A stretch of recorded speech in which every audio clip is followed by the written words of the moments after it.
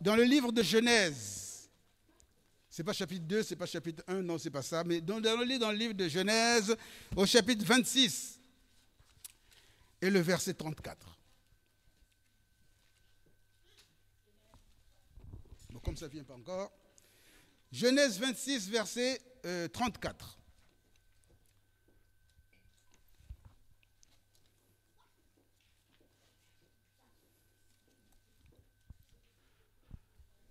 Voilà ce que dit la parole de Dieu dans le livre de Genèse au chapitre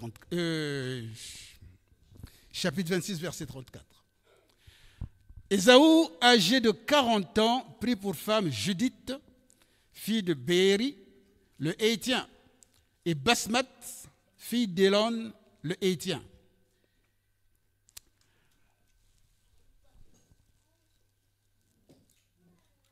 Et le verset 35. Elles furent un sujet d'amertume pour le cœur d'Isaac et de Rebecca. Amen. Seigneur, merci pour ta parole encore ce matin. Merci de nous instruire.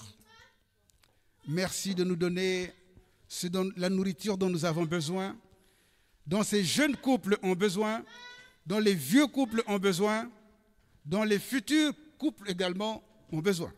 Parce que nous y passerons tous. Que ton nom seul soit béni au nom de Jésus, notre Seigneur. Ensemble, nous disons Amen. Amen. Voilà encore une histoire. Que d'histoire. La parole de Dieu, c'est beaucoup d'histoires. Et ici, nous avons cette histoire-là. C'est quoi? C'est qu'on nous dit que Ésaü, âgé de 40 ans, prit pour femme Judith, première femme. Ensuite, une deuxième femme, Basmat. Lui, il a poussé le bouchon un peu plus loin. Il a pris 2 femmes. Et nous connaissons l'histoire. Nous connaissons un peu leur histoire. Peut-être faut-il rappeler un tout petit peu quand même. Abraham avait beaucoup souffert. Il a attendu longtemps malgré la promesse. C'est Dieu qui lui a promis. Mais malgré la promesse de Dieu, il a attendu très longtemps. 24 ans. Et c'est la 25e année, parce que la femme était stérile, que finalement, cet enfant est venu. Et cet enfant a grandi. Cet enfant a eu 40 ans. 40 ans. Il avait 40 ans quand son père, qui était vieux, Abraham dit non, il faut lui chercher une femme. Il faut lui trouver une femme. Et nous connaissons l'histoire, on en a parlé un peu la dernière fois. Son grand serviteur, l'un des plus grands, est parti chercher une femme. Il a trouvé une femme, évidemment. Et quand il est revenu, dès que Isaac a vu la femme, il était tellement content, il a pris la femme, il est allé dans la maison de sa maman et ils ont vécu. Et on dit qu'il aima sa femme. Amen. Il a tellement aimé ça. C'est normal. C'est Dieu qui a donné. On connaît la prière qui a été faite pour avoir cette femme. Et il a eu cette femme. Mais il a dû attendre longtemps lui aussi. Il avait 40 ans. À 45 ans, il voulait avoir un enfant, il n'y a pas. 50 ans, rien.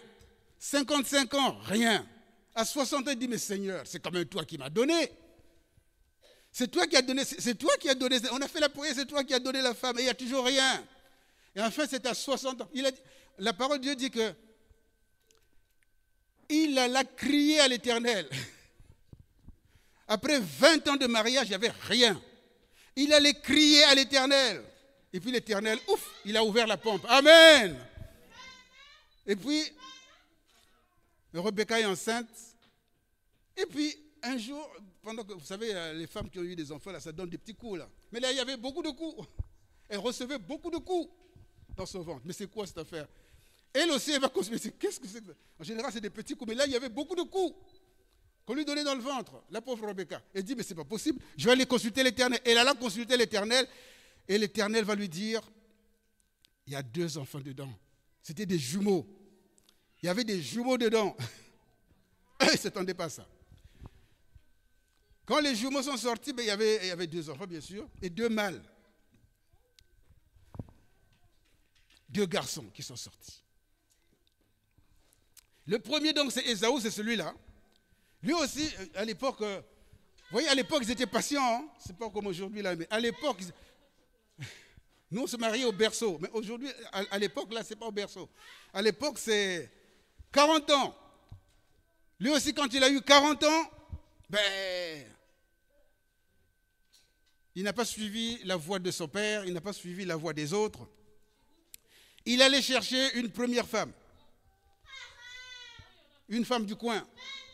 Il a trouvé cette femme du coin. Comment elle s'appelle déjà? Judith. Il a trouvé Judith. Et il trouve que lui, une femme, ça ne lui suffit pas. Il va trouver une deuxième. Comment elle s'appelle déjà? Basmat. Il n'a pas consulté son père, il a consulté personne, lui. Lui, il se débrouille. Et il a pris 2 femmes. Évidemment, bon. Déjà, une, c'est difficile. Et alors 2, au moins, il n'est pas comme Salomon qui avait 700, mais lui, il en a seulement 2. Mais de ces 2 femmes, on dit qu'elles furent un sujet d'amertume pour le cœur d'Isaac et de Rebecca, ses parents. C'est-à-dire que ses parents souffraient tous les jours. Au point où, quand on lit dans la parole de Dieu, dans le livre de Genèse au chapitre 27 et le verset 46,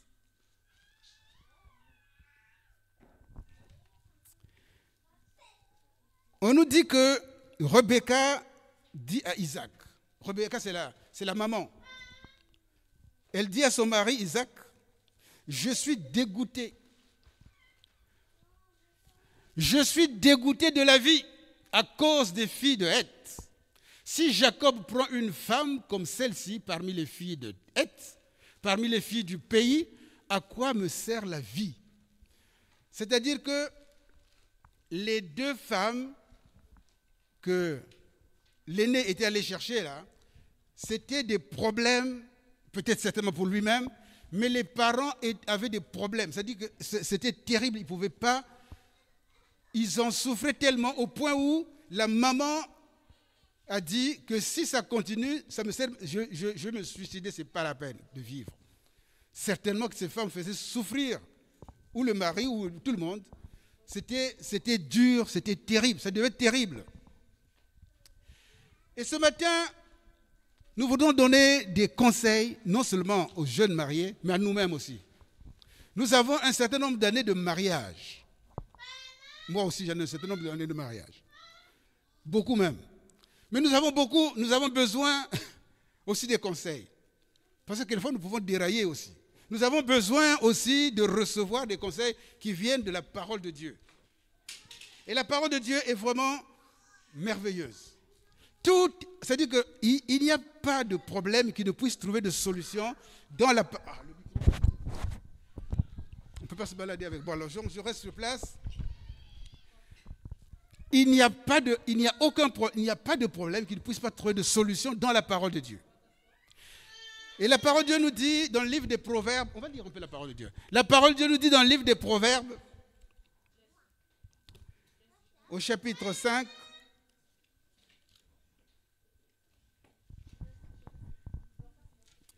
à partir du verset 1, je ne sais pas si on peut tout lire, mais jusqu'au verset 23.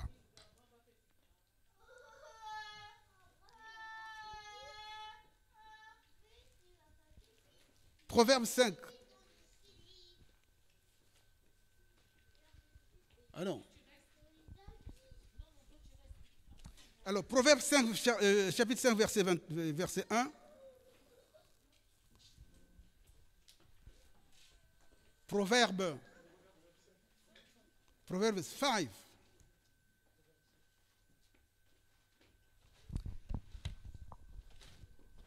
Alors, j'ai fait la lecture ici. Proverbe 5, à partir du verset 1. Mon fils, sois attentif à ma sagesse.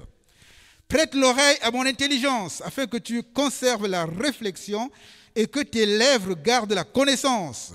Car les lèvres de l'étrangère distillent le miel et son palais est plus doux que l'huile. Mais à la fin, elle est amère comme l'absinthe, aiguë comme un glaive à 2 tranchants. Ses pieds descendent vers la mort, ses pas atteignent le séjour des morts, afin de ne pas considérer le chemin de la vie.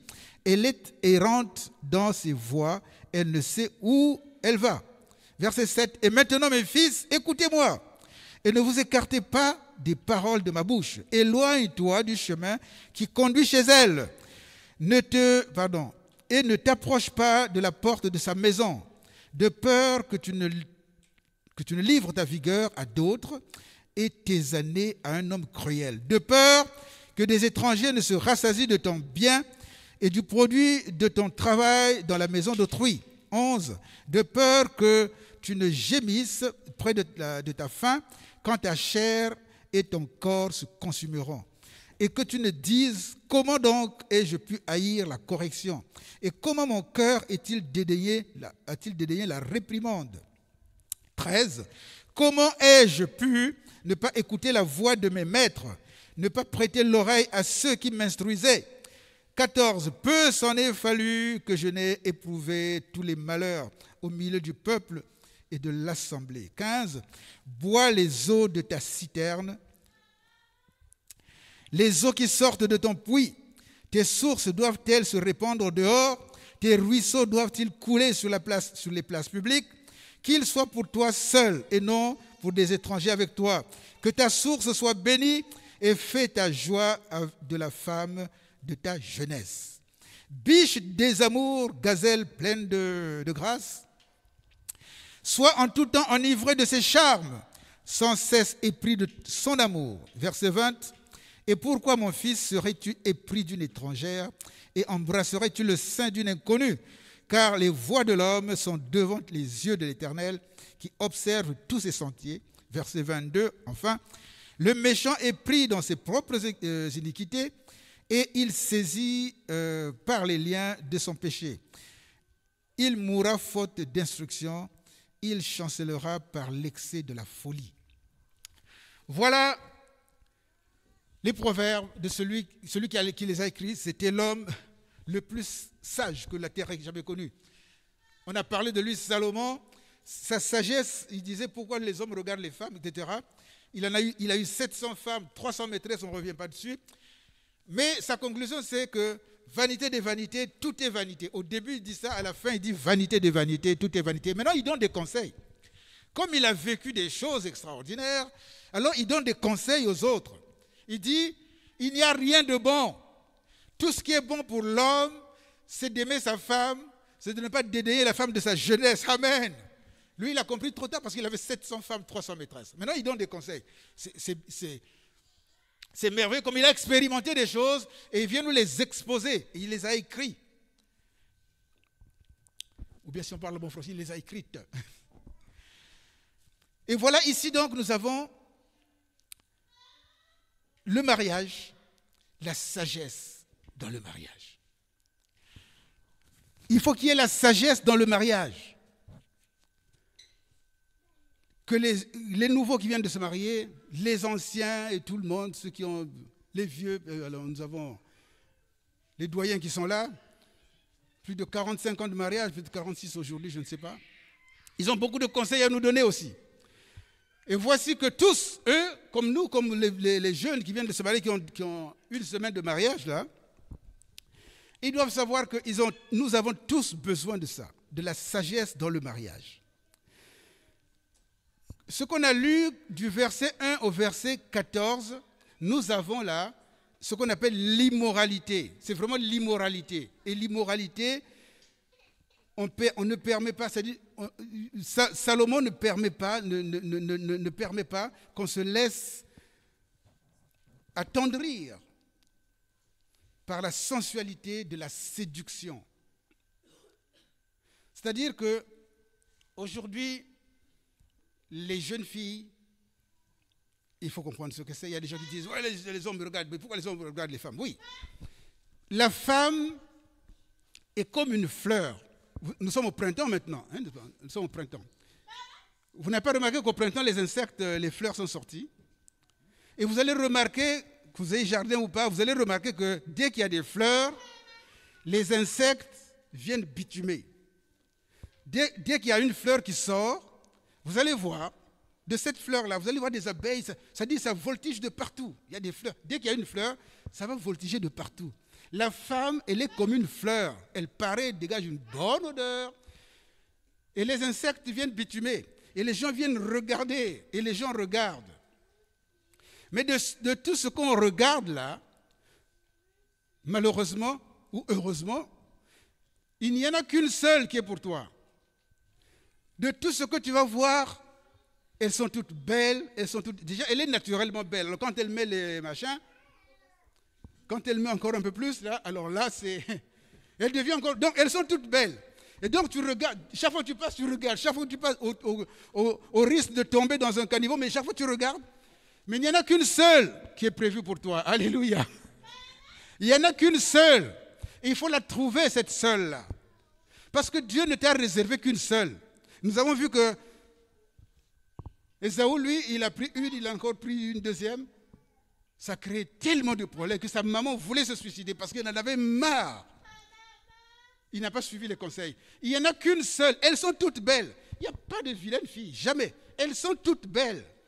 Mais dans toutes ces beautés-là que tu as rencontrées dans toute ta vie, il n'y en a qu'une seule que Dieu a réservée pour toi. Il faut donc la trouver. On sait comment la trouver. En tout cas, c'est dans la prière. Que le Seigneur nous aide pour les jeunes, ceux qui sont encore célibataires. Que le Seigneur vous aide à trouver la deuxième moitié qui est pour toi. Et donc là-dedans, on a parlé de maladie, de dissipation. C'est-à-dire que le verset 11 va nous dire, ça c'est la maladie, tu peux avoir la maladie. Si tu voltiges n'importe comment, il y aura de la maladie, ça va être difficile, ça va t'emporter. La dissipation, la tromperie, il y a beaucoup de choses là-dedans. Et je passe parce que sinon on va beaucoup parler. Quand on lit du verset 15 au verset 23, nous avons la joie et la fidélité. Là, il y a dans la sagesse du mariage, il y a dans la joie, il y a beaucoup de joie, mais il y a beaucoup de fidélité dans les versets 15 et à partir du verset 15 jusqu'au verset 23. Le mariage, c'est vraiment un lieu, un endroit où on peut exprimer les désirs de l'amour. Il y a des livres, quelquefois on ne veut pas les prêcher. Aujourd'hui, on va les prêcher. Amen.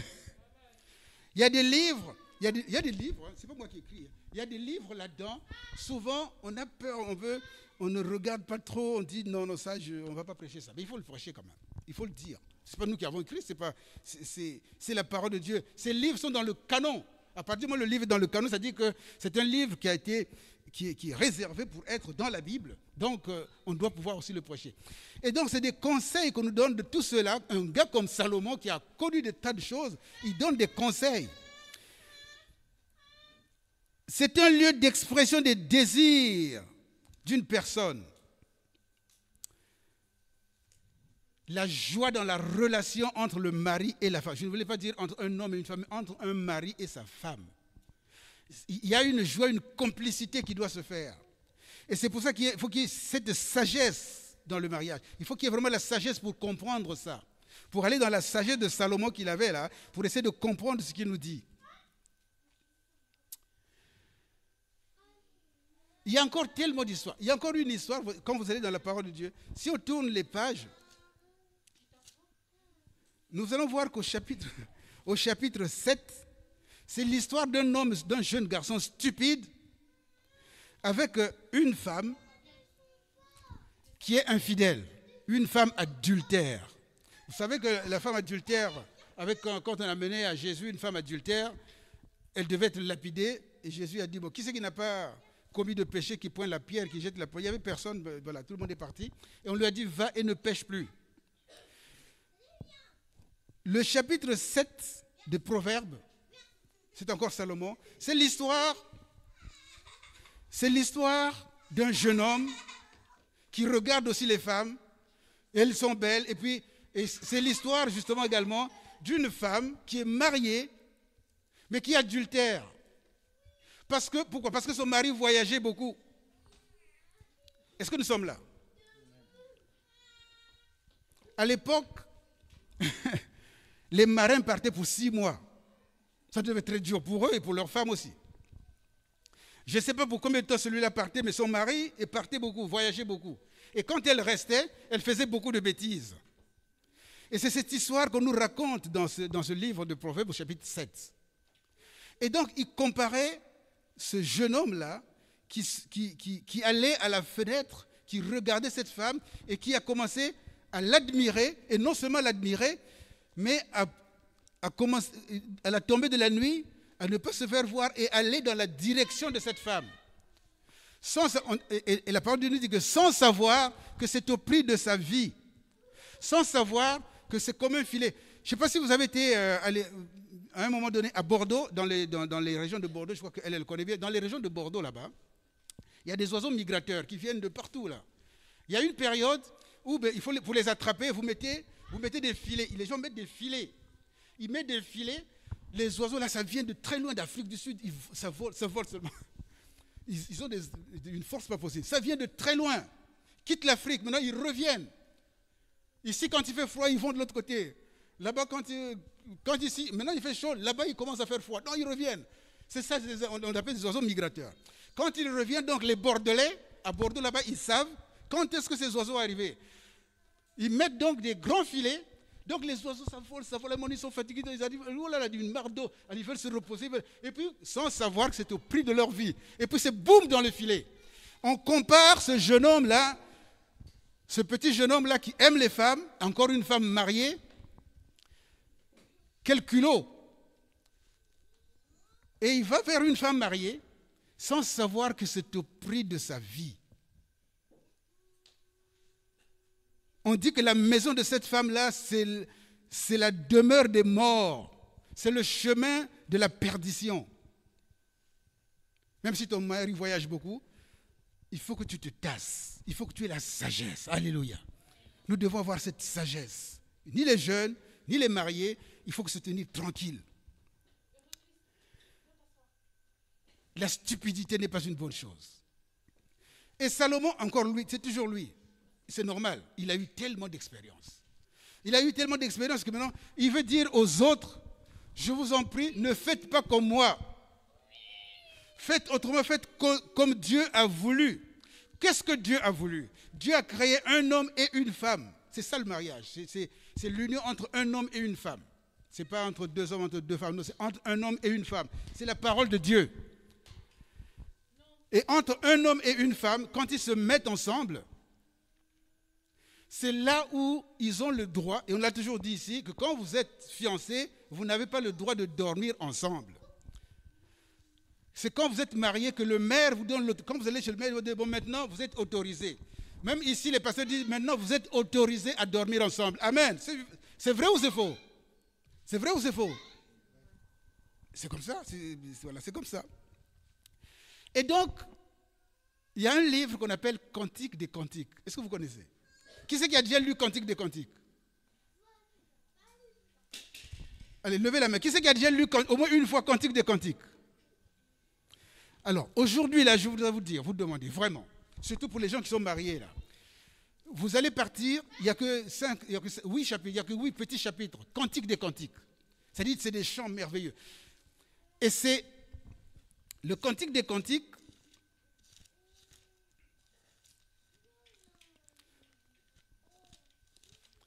Après l'Ecclésiaste, le premier verset dit Cantique des Cantiques de Salomon. C'est encore lui, Salomon, Cantique des Cantiques. Il va nous montrer, les gens n'aiment pas prêcher dessus, mais aujourd'hui on va parler un tout petit peu seulement. Mais je voudrais recommander à tous ceux qui sont mariés, peut-être même les jeunes aussi, à tous ceux qui sont mariés, d'aller se mettre ensemble, en face à face, de prendre chacun sa Bible de quelque manière que ce soit, vous prenez Cantique des Cantiques, et vous lisez chacun un verset. Et vous allez voir comme c'est merveilleux, comme c'est beau. Il y a plusieurs types d'interprétations qu'on peut donner par rapport à ce passage. Comme les gens ont honte de lire ce livre, moi je n'ai pas honte de le lire, c'est la parole de Dieu, moi je le lis. Ce livre, Cantique des Cantiques, ça parle de l'amour. Ça parle de relations sexuelles. Ça parle de rapports intimes entre, ce n'est pas un homme et une femme, mais entre un mari et sa femme. Il faut voir ça comme ça. Malheureusement, il y a eu des moments où ceux qui ont interprété, dans l'interprétation, quand ils ont fait une interprétation qu'on appelle allégorique, c'est-à-dire on prend une image et puis on essaie de remplacer par autre chose. Quand on prend une image, on essaie de remplacer par autre chose, on appelle ça interprétation allégorique, l'allégorie. Mais on peut dire quand on lit, on remplace. Non, donc ça c'est ce qui est un peu vrai d'ailleurs, puisque quand on parle de l'amour, on va dire Jésus a aimé l'Église. Donc Jésus c'est le mari, l'Église c'est la femme. Ou bien Dieu a aimé Israël. Donc Dieu c'est le mari et Israël c'est la femme. Donc on essaie de ramener ça. Mais quand on fait une interprétation littérale, qui est peut-être aussi une bonne chose, d'ailleurs, puis c'est écrit comme ça, quand on fait l'interprétation littérale, vous allez voir qu'il y a des passages dans ce livre. On va lire juste un petit passage. C'est Cantique des Cantiques, chapitre 1, à partir du verset 9. Et c'est Salomon qui dit cela.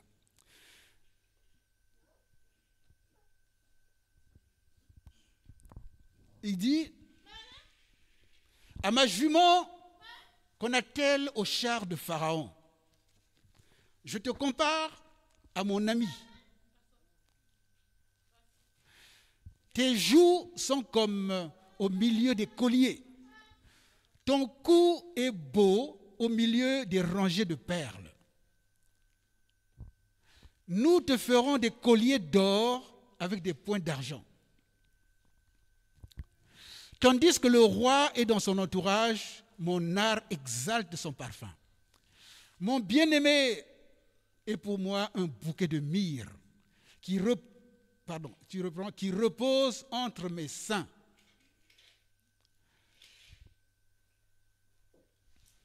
C'est pas fini. Mon bien-aimé est pour moi une grappe de Troène, des vignes d'Engedi. Que tu es belle, mon ami, que tu es belle. Tes yeux sont des colombes. Que tu es beau, mon bien-aimé, que tu es aimable. Notre lit, c'est la verdure. On s'arrête là. Regardez ce qu'il écrit. Donc, quand on fait une interprétation allégorique, on dira, c'est donc Jésus. Reprends le verset 13. On va parler uniquement peut-être du verset 13. Le verset 13 dit,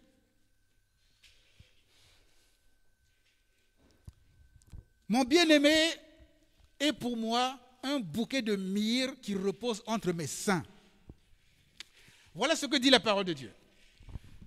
On peut apporter plusieurs interprétations. On peut prendre l'interprétation allégorique en faisant l'image et on dit, vous connaissez l'histoire, vous connaissez, nous quand on était petits, quand on était jeunes à l'église catholique à l'époque là, on chantait un cantique, je ne sais pas si je peux me souvenir encore, on chantait un cantique qui disait, savez-vous ce qu'il y a deux? Savez-vous ce qu'il y a deux? Savez-vous ce qu'il y a deux? Il y a deux testaments, l'Ancien et le Nouveau. Il y a un seul Dieu qui règne dans les cieux. Qui c'est qui connaît ça? Ah, vous n'avez pas chanté ça. Nous, on a chanté ça quand on était petit.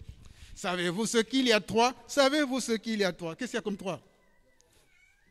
Non.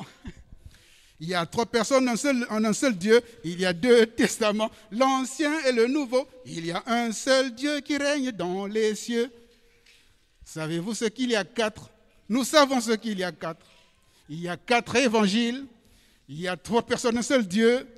Il y a deux testaments, l'Ancien et le Nouveau. Il y a un seul Dieu qui règne dans les cieux. Qui sait ce qu'il y a cinq? Savez-vous ce qu'il y a cinq? Nous savons ce qu'il y a cinq. Il y a cinq quoi? Il y a les 5 livres de Moïse. Il y a 4 évangiles. Il y a 3 personnes en un seul Dieu. Il y a 2 testaments, l'Ancien et le Nouveau. Il y a un seul Dieu qui règne dans les cieux. Nous sommes là. Quand on fait l'interprétation allégorique, on dira, ça, mon bien-aimé est pour moi un bouquet de myrrhe. La myrrhe, vous savez ce que c'est que la myrrhe? La myrrhe, c'est une espèce de résine qu'on trouve dans les arbres qui poussent en Afrique et en Asie. Et donc, à l'époque, vous savez, les Arabes ont trouvé ça et puis ça sort un excellent parfum. Et donc ici on dit, donc mon bien-aimé est pour moi un bouquet de myrrhe qui repose entre mes seins. Et donc, l'allégorie dira, pour ceux qui, parce que bon, on ne peut pas dire c'est quoi, si on fait littéral. Donc en allégorie, on dira que c'est Jésus qui est entre les 2 testaments, que les 2 saints, c'est donc l'Ancien et le Nouveau Testament, et on met Jésus au milieu. Alléluia. Mais dans l'interprétation littérale, on dira que mon bien-aimé, les gens sont mariés, non? Mon bien-aimé, il repose sur mes seins. Alléluia. Alléluia. Pour les gens, pour les jeunes qui sont mariés, c'est-à-dire que on ne doit pas les regarder d'autres seins ailleurs. On a ces seins à la maison et c'est ça qu'on doit regarder. Amen. Moi, je ne rigole pas. Hein? Est-ce que nous sommes là? On doit donner des conseils aux vieux, ceux qui sont là, et aux jeunes qui viennent d'arriver. Amen. Est-ce que vous savez qu'aujourd'hui, au moment où je vous parle, il y a des gens qui ont peut-être des années de mariage et qui sont en train de se séparer? Peut-être parce qu'il est en train de regarder d'autres seins ailleurs. On dit que toi, tu es un bouquet de myrrhe. Tu dois être un bouquet de myrrhe, c'est-à-dire que ça donne une splendeur, ça donne une bonne senteur, mais entre les seins de ta femme. Alléluia. C'est comme ça que ça doit se comporter. Et Salomon, qui a eu beaucoup d'expérience, il nous dit, vanité des vanités, tout est vanité. Il y a de mieux à faire que de jouir de la vie avec la femme que Dieu t'a donnée. C'est lui qui dit ça. Tu dois jouir de la vie avec la femme que Dieu t'a donnée. Les gens, ils voltigent, les gens, ils vont à gauche, ils vont à droite. Nous, on n'est pas comme ça. À l'église, c'est pour ça qu'il faut lire la parole de Dieu. Et la parole de Dieu, c'est la vérité. C'est cette parole, justement, qui doit nous donner ce dont nous avons besoin. Si vous tournez la page, vous allez voir, bon, on va s'arrêter là. Des choses extraordinaires. Chapitre 6, Cantique des Cantiques. À partir du verset 3. Je suis à mon bien-aimé et mon bien-aimé est à moi. Alléluia. Est-ce que... Enfin, quand vous allez arriver à la maison, même maintenant tu peux lui dire, tu es à moi. Amen.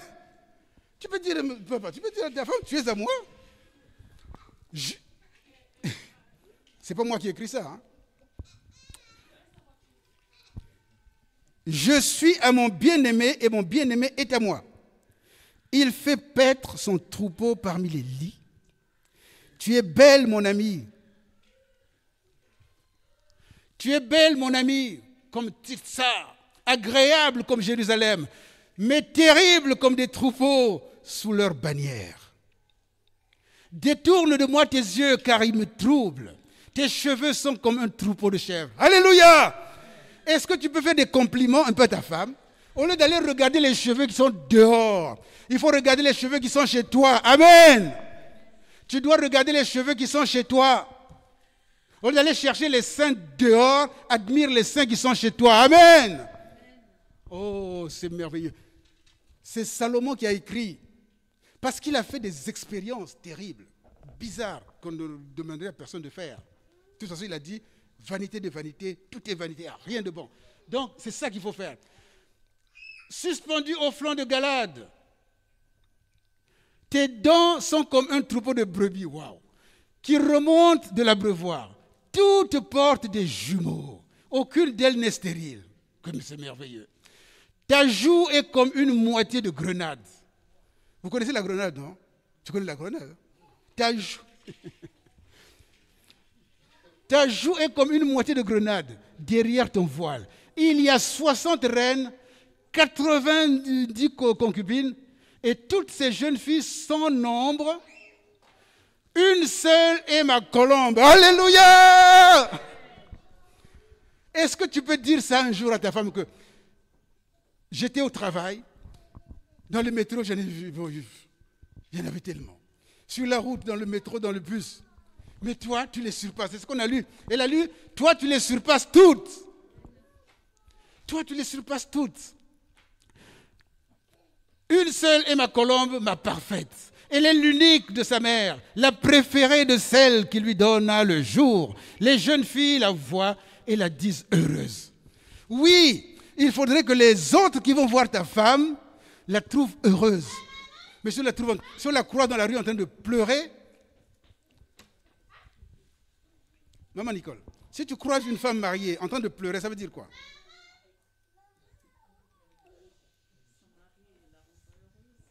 Ça, parle encore plus fort. Ça veut dire que son mari ne la rend pas heureuse. Si vous trouvez une femme dans la rue en train de pleurer dans la rue, c'est qu'elle est malheureuse. C'est-à-dire que son mari ne la rend pas heureuse. Il faut la rendre heureuse. Alléluia. Que ce soit les jeunes mariés là, que ce soit nous les vieux, on doit rendre sa femme heureuse. Elle doit être heureuse. Elle doit jubiler. C'est-à-dire que... Oh, comment je vais expliquer ça? Est-ce que vous connaissez les statistiques en France? Les statistiques que j'ai oubliées. Les statistiques que j'ai datent de 1995. 95%, en 1995, 95% des hommes instruits, là, les hommes, les cadres, voilà. 95% des hommes, c'est l'INSEE, 95% des hommes cadres ont des maîtresses. 45% des femmes qui vont travailler tout le temps, là, intellectuelles, là, c'est un peu la moitié. 45% de ces femmes-là ont des amants. C'est l'INSEE de 95. Je n'ai pas regardé, ça me vient comme ça. C'est terrible. Hein? Alors aujourd'hui, je ne sais pas, de 95 à aujourd'hui, je ne sais pas. Tu as les statistiques toi, non. Je ne sais pas les statistiques d'aujourd'hui, mais vraiment, je vous assure. Et on appelle ça le 18-20 ou le 12-14, entre midi et 14h. Entre 18h et 20h. Il va tout faire pour passer de l'autre côté avant de revenir à la maison. Stupide, sans savoir que c'est au prix de sa vie. C'est comme quelqu'un qu'on amène à l'abattoir. Vous connaissez l'abattoir, vous n'avez pas vu l'abattoir. Quand on va à l'abattoir, les animaux ils viennent là et puis ils sont en train d'être tués. C'est comme si, ils ne se rendent pas compte, c'est comme s'ils allaient à l'abattoir. Ne va pas à l'abattoir, mon frère. Il faut lire la parole de Dieu. Il faut s'enivrer de la saveur de son épouse. Il faut l'aimer. Il y a tellement de choses. Les jeunes filles la voient, la disent heureuse. Les reines et les concubines aussi. Et elles la louent. Est-ce qu'il y a une suite? Qui est celle qui appartient comme l'aurore? Belle comme la lune. Alléluia! Belle comme quoi? Il faut que tu dises, ma femme, tu es belle comme la lune. Il faut lui faire des compliments, elle aime ça.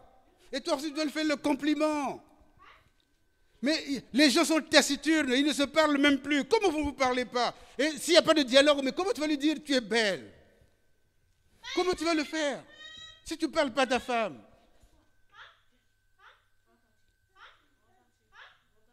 Non, les jeunes filles, avant de se marier, là, il faut bien regarder. Les jeunes gens veulent se marier, il faut bien prier. Il faut demander, Seigneur, je veux quelqu'un qui va m'aimer, qui va... Les jeunes là sont trop pressés. Aujourd'hui, la vie, ça va très loin. 100 ans. Aujourd'hui, on est centenaire. Bon, mais c'est jusqu'à 100 ans. Les gens vivent jusqu'à 100 ans. Donc, même si tu te maries à 25 ans, allez, même si à 30 ans, tu te maries à 30 ans, tu as encore 70 ans. Est-ce que nous sommes là? Tu as encore 70 ans pour faire ça. Est-ce que vous m'entendez? Ne vous pressez pas. Parce que ne faites pas les choses interdites. Tout ce que Dieu interdit, si Dieu interdit, c'est qu'il y a un problème, il y a quelque chose.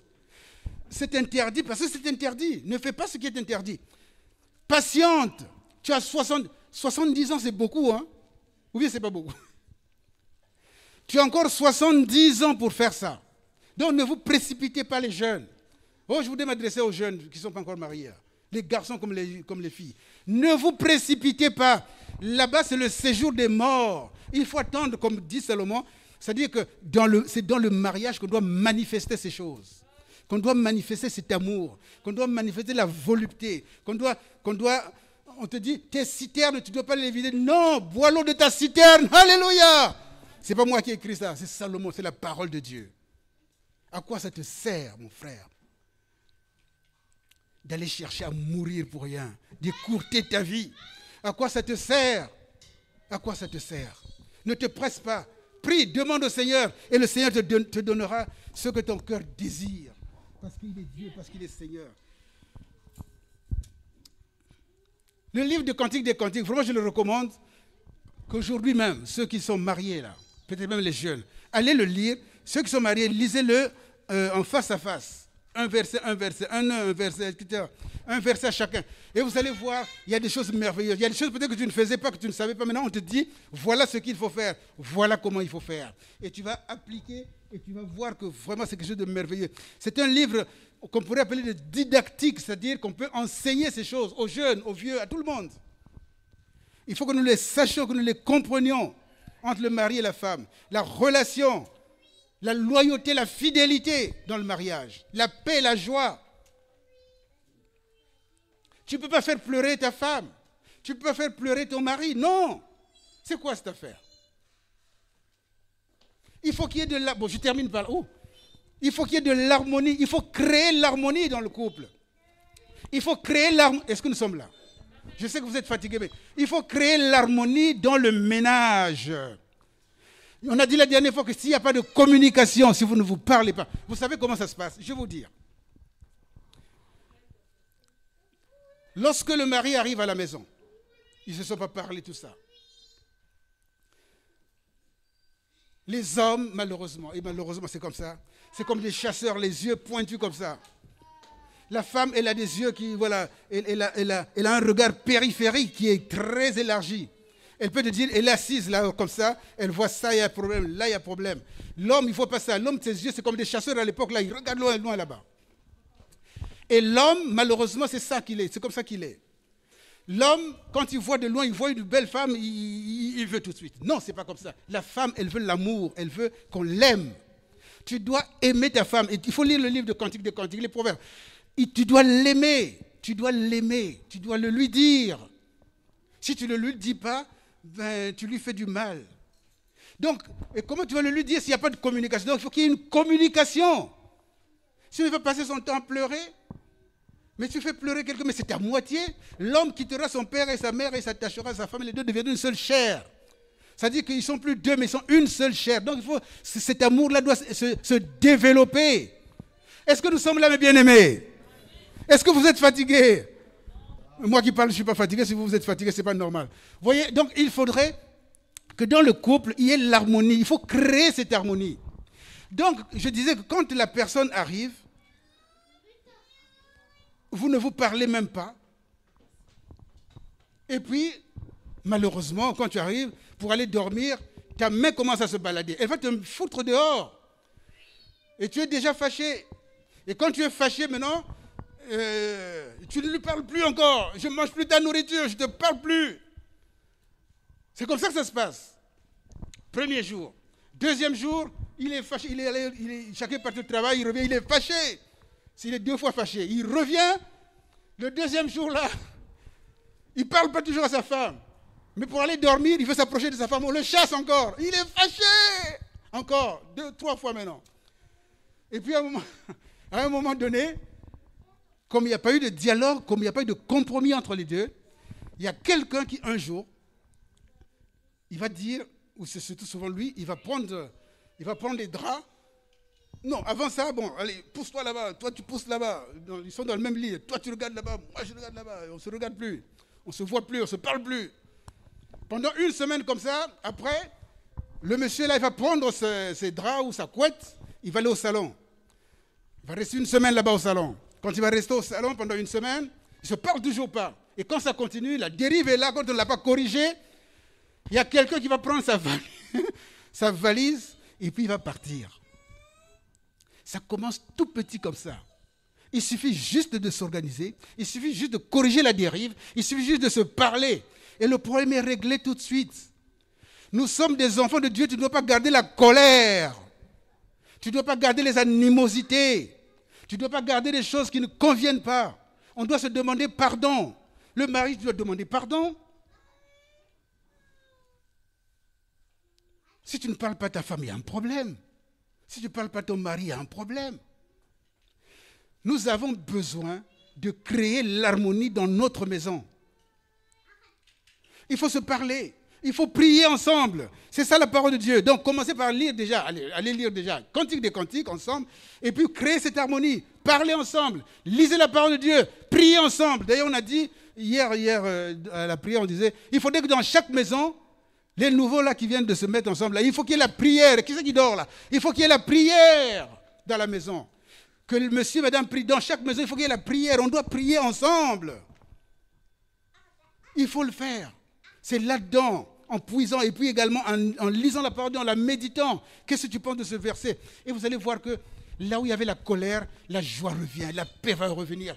Il y aura ce sentiment d'amour réel qui va être là, véritable. La fidélité, l'amour, la paix, la joie, la bonté, la bénignité, ça va être là. Est-ce que nous sommes là, mes bien-aimés? C'est très important.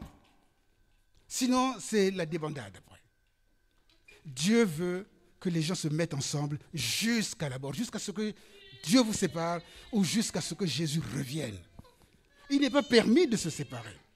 Comment tu vas séparer ta moitié? C'est ta moitié. Comment tu vas te séparer de ta moitié? Est-ce que tu peux te séparer? Attendez. Mon frère, le diacre, est-ce que tu veux prendre un couteau comme ça? Tu es devenu fou. Tu ne peux pas le faire. Et comment peux-tu donner un coup de pied à ta femme? Tu ne peux pas. C'est ta moitié, c'est toi-même. Tu te donnes un coup de pied à toi-même. Est-ce qu'on peut se donner un coup de pied à soi-même? Non. Donc, quiconque est en train d'engueuler sa femme, en train de faire des problèmes avec sa femme, il se fait des problèmes à lui-même. Les yeux de l'Éternel sont partout, il nous regarde. Alléluia. Non, on ne doit pas faire comme ça. Les jeunes mariés, que vraiment le Seigneur vous accompagne et que vous soyez de bons maris, de bonnes femmes, une femme de valeur. On a dit, son mari est comment à la porte? Son mari est considéré aux portes. Un mari cocu, on ne peut pas le considérer à la porte. Tout le monde se moque de lui. Tout le monde se moque de lui. Tout le monde sait, il n'y a que lui qui ne sait pas qu'il est cocu. Tout le monde se moque de lui. Il n'est pas considéré. Parce qu'il est cocu, parce qu'il n'est pas considéré, parce que tu ne l'as pas respecté. Ce petit jeune homme-là qui partait là, la nuit, là, se faufilant là, comme dans le proverbe 7, la femme, là, elle est mariée. Mais le mari, là, quand il va revenir de son voyage gaillardement, là, mais qui va le considérer? Personne. Sa femme, personne. Personne ne va te considérer. Un homme cocu, personne. Il faut, mais bien aimé, il faut faire comme les colombes. Les colombes, les pigeons, les colombes, les pigeons. Les pigeons sont d'une fidélité extraordinaire. Vous connaissez les pingouins? Dans les glaces là-bas, là. Les pingouins sont d'une fidélité extraordinaire. Pas les singes, bien sûr. Les pingouins et les pigeons, c'est vraiment pour la vie. C'est incroyable. Les pingouins se retrouvent, pendant le temps d'amour, là, ils se retrouvent dans des... Ils font des enfants, ils font des petits. Après, chacun repart dans son coin. C'est extraordinaire. Ils voyagent pendant longtemps. Ce n'est pas le petit, il voyage, il revient et puis tu vas faire cocu. Non. Les pingouins, ils partent. Après la saison d'amour, là, ils partent. Il va durer peut-être 9 mois ou même 11 mois. Les pingouins vont revenir à la même plage. Quand ils vont revenir sur la plage, les pingouins que vous voyez là, quand ils vont revenir, ça marche comme des hommes comme ça. Donc, il va commencer à lancer des cris. Il y en a beaucoup. Et son cri qu'il est en train de lancer, sa partenaire va retrouver ce cri. Alléluia! Après 11 mois d'absence, il faut se... Et vous voyez le pingouin là, quand elle est comme ça. Et donc, maintenant, quand elle n'a pas trouvé le partenaire, quand le partenaire est là, elle est maintenant comme ça. Vous voyez sa tête là, elle est baissée comme ça. Elle est en train de pleurer. Donc, il va crier pendant 1 semaine jusqu'à ce qu'elle retrouve le partenaire. Incroyable. Ils sont d'une fidélité extraordinaire. Les pigeons, les colombes, c'est d'une fidélité extraordinaire, les pigeons. Les pigeons, c'est jusqu'à la mort. Quand vous les voyez, moi, je vois dans mon jardin, les pigeons, ils viennent souvent là. Les pigeons sont 2 à 2. C'est d'une fidélité incroyable. Ce n'est pas pour rien qu'on appelle ça colombe. Ce n'est pas pour rien qu'on les appelle des colombes. C'est d'une fidélité. C'est-à-dire les pigeons sont fidèles jusqu'à la mort. Quand un d'eux meurt, l'autre va mourir de chagrin. Incroyable. C'est incroyable. Pourquoi ne ferions-nous pas comme les pigeons? Pourquoi ne ferions-nous pas comme les pingouins, mes amis?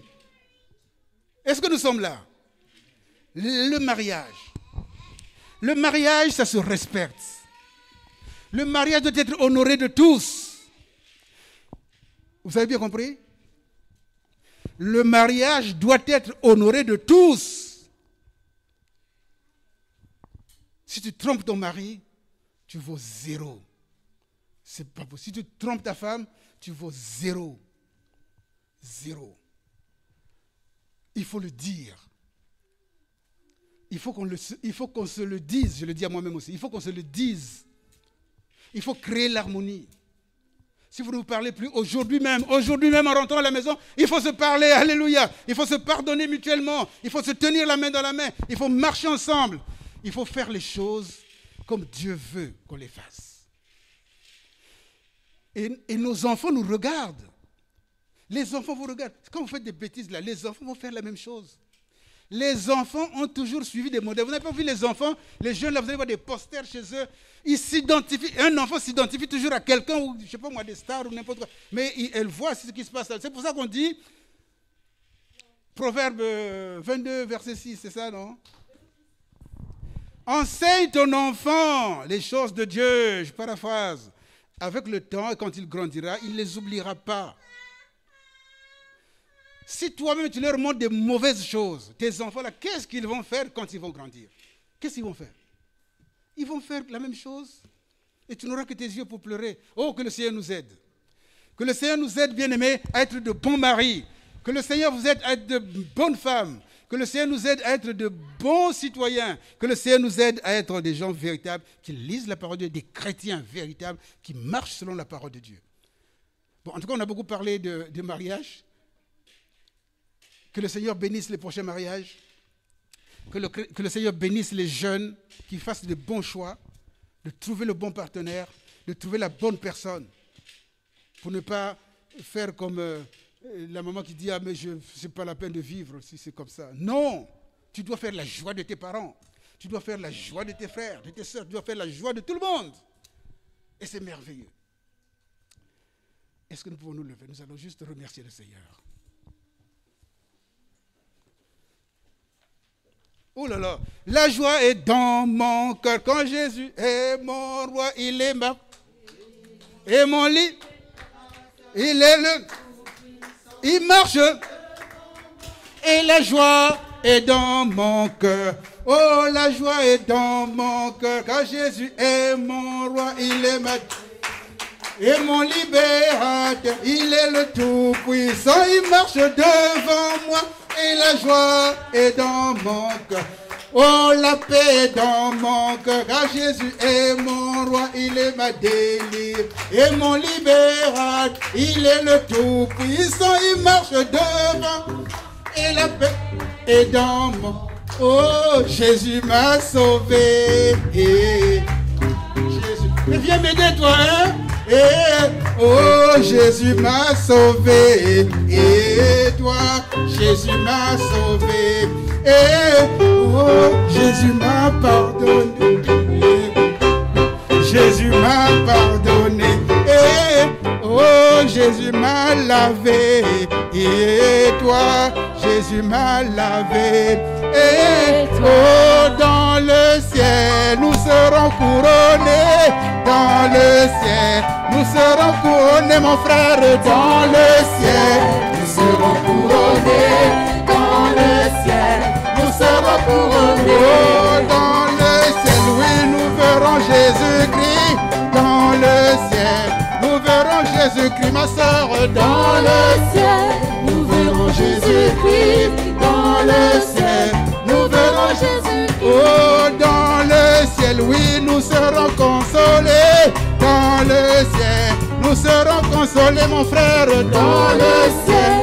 nous serons consolés, dans le ciel, nous serons consolés, oh, dans le ciel, oui, nous serons couronnés, dans le ciel, nous serons couronnés, ma soeur, dans le ciel, nous serons couronnés, dans le ciel, nous serons couronnés, oh, et la joie est dans mon cœur, et la joie est dans mon cœur, et la joie est dans mon cœur. Gloire au Seigneur.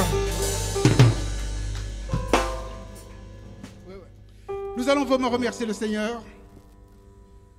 Oh, avant de remercier le Seigneur ensemble, nous voulons... Est-ce qu'il y a des personnes qui sont venues? Y a-t-il eu des invités au milieu de nous?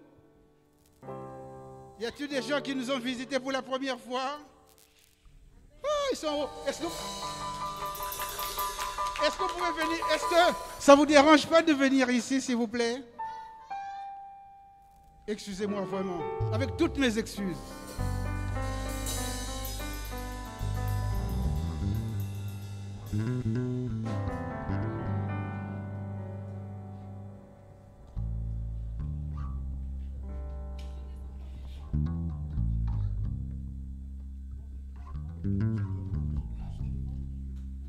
Avec toutes mes... Vous pouvez rester là, restez là. Avec toutes mes excuses. Excusez-moi de vous faire déplacer. Avec toutes mes excuses, vraiment. Comment on vous appelle, ma soeur?